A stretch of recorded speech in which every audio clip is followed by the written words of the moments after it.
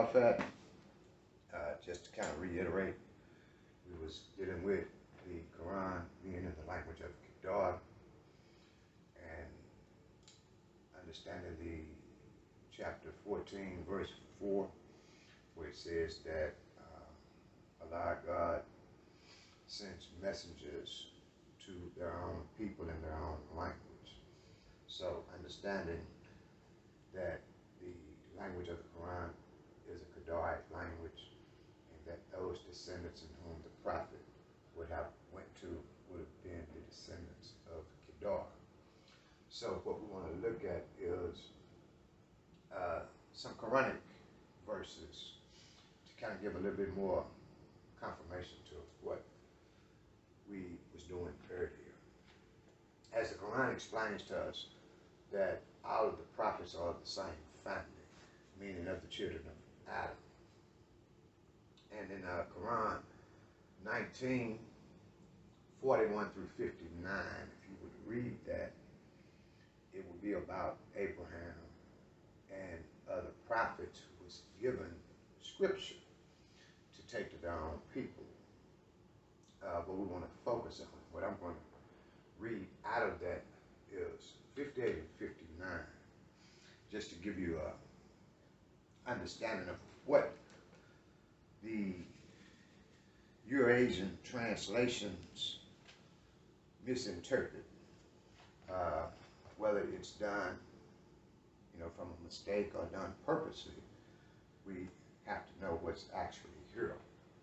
So after you've read 41 to 57, when you get to 58, it states that those were some of the Nabis, some of the prophets whom Allah did restore his grace of the prosperity of Adam, meaning the children of Adam,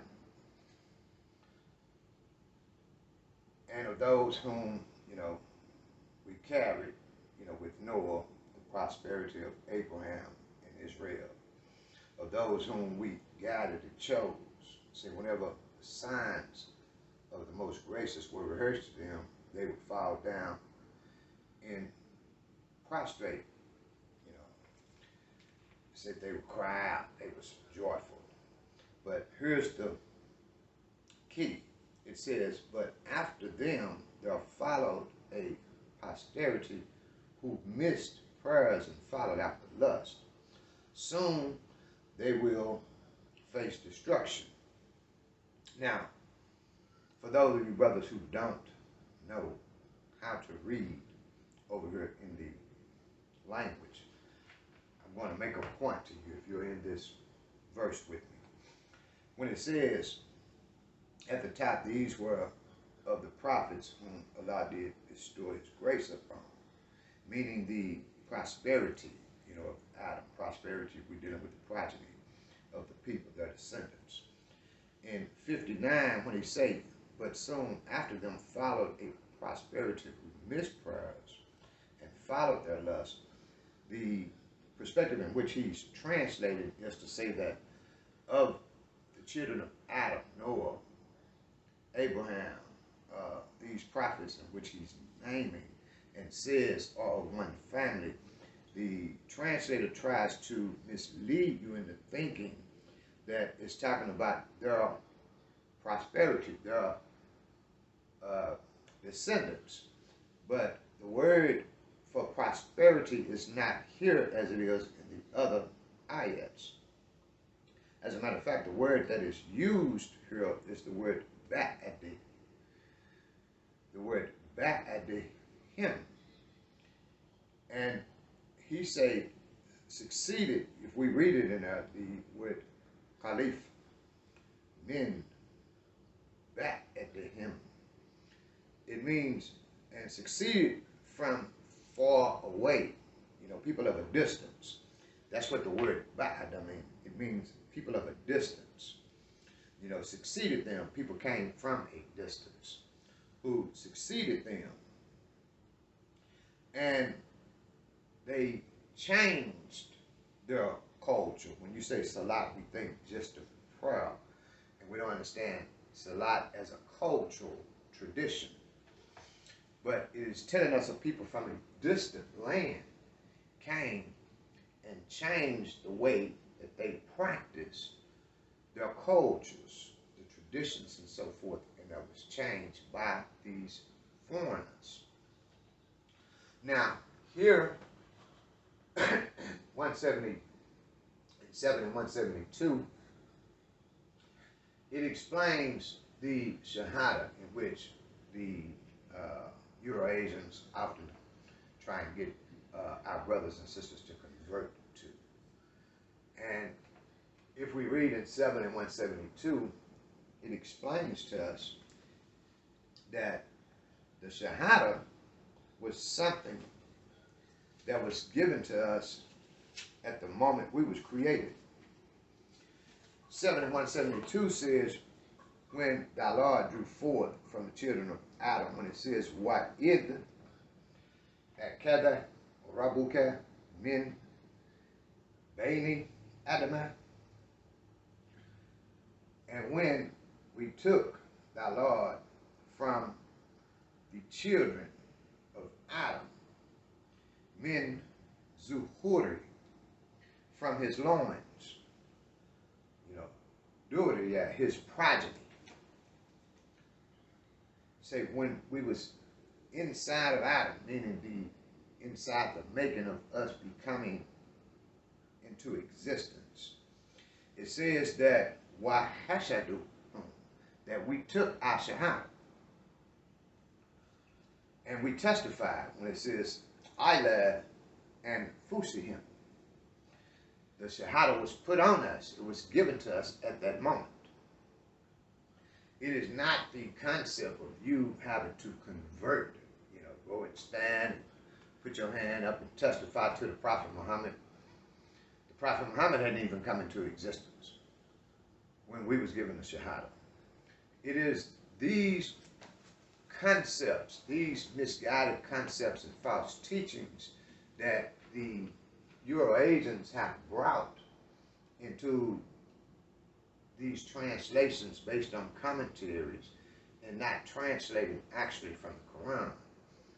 And they have put things into what they call an Islamic practice or Islamic traditions that's foreign from the original people, the children of Kedar, the children of Nabath, the Nabateans, who practiced this perspective thousands of years before the Prophet Muhammad. The Quran tells us over and over and over that this is nothing new. It is the same thing that was given to those before you. So when they tell you pre-Islam and all of that, that means before them, before the invaders came in, and brought what they call Islam here. But it was a committed practice among the people, and I'm going to get to that in just a minute. The Quran also confirms in 15:26 that the human beings, the children of Adam and the children of Adam, are black people. So when we look at 15:26, we see that they don't like to translate the Quran as the Quran explains. In here when it says, وَلَكَدْ خَلَقْنَا الْإِنسَانَ مِنْ صَلْصَالٍ مِنْ حَمَاءٍ مَسْنُونٍ. And for certainty, we created the human beings from min salsalin min hama'in masnoon, from a sounding clay, from black mud shaped and formed. So the Quran tells us that the human beings were certainly created black.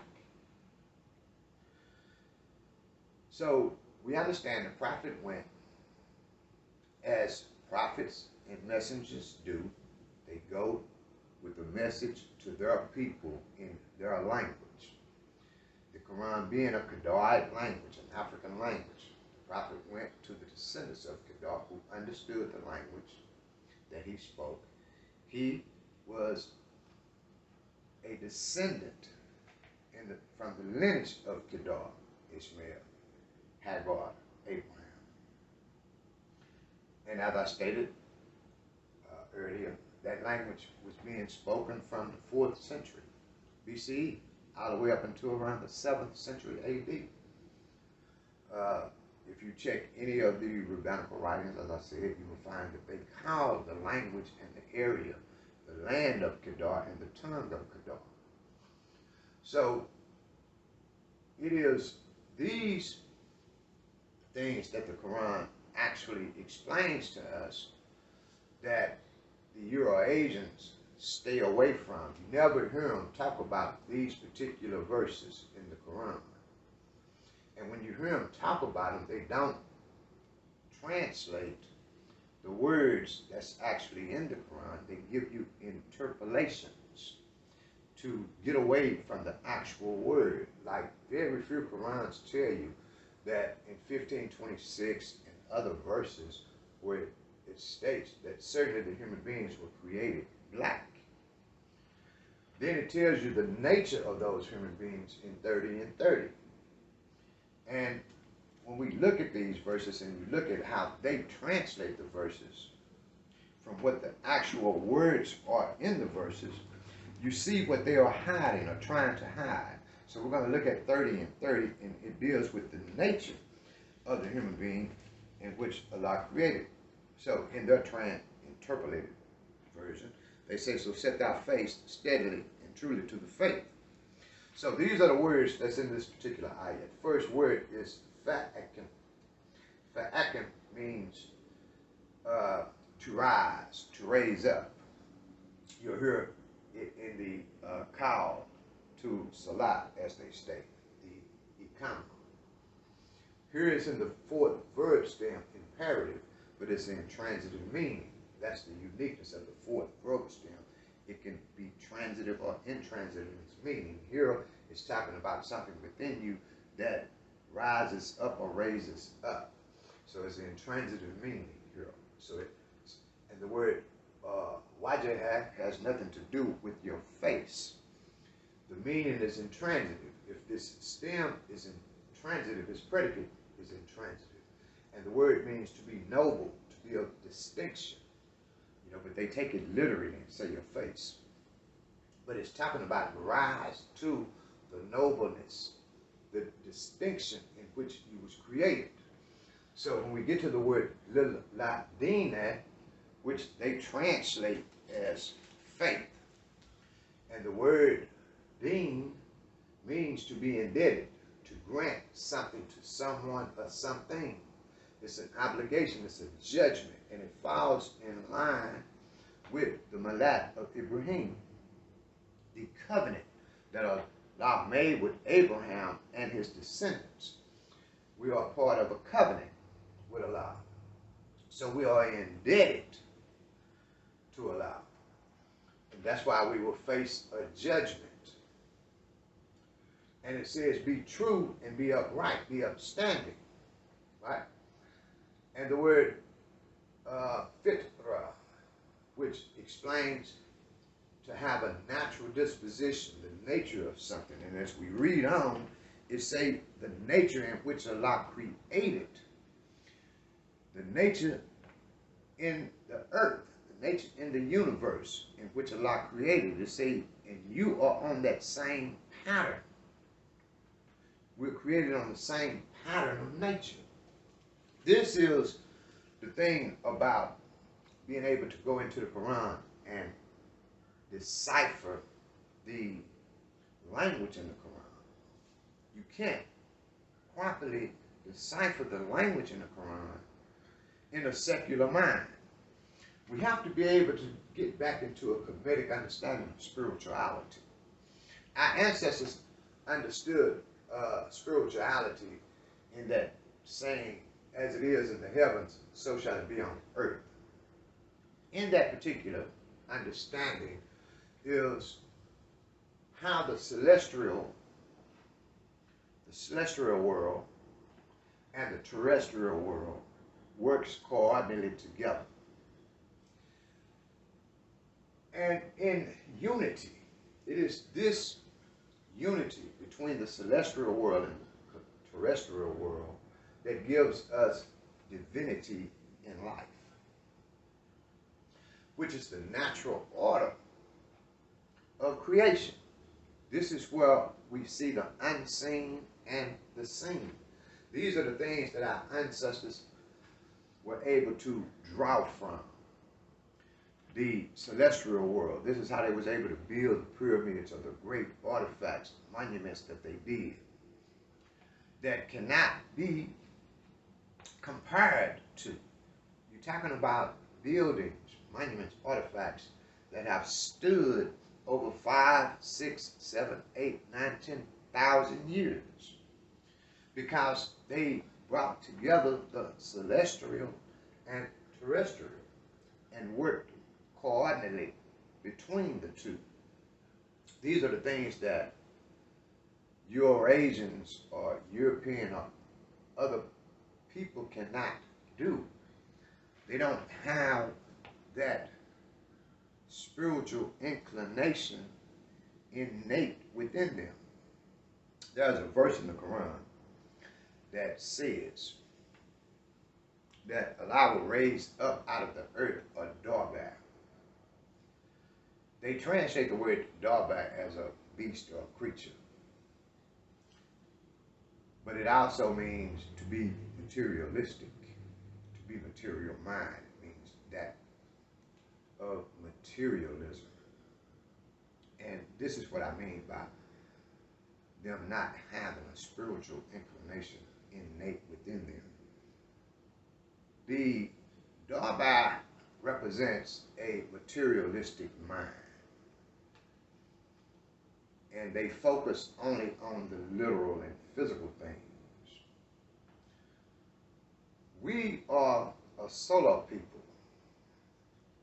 We are solo-minded, meaning we think outside or above the physical and material world.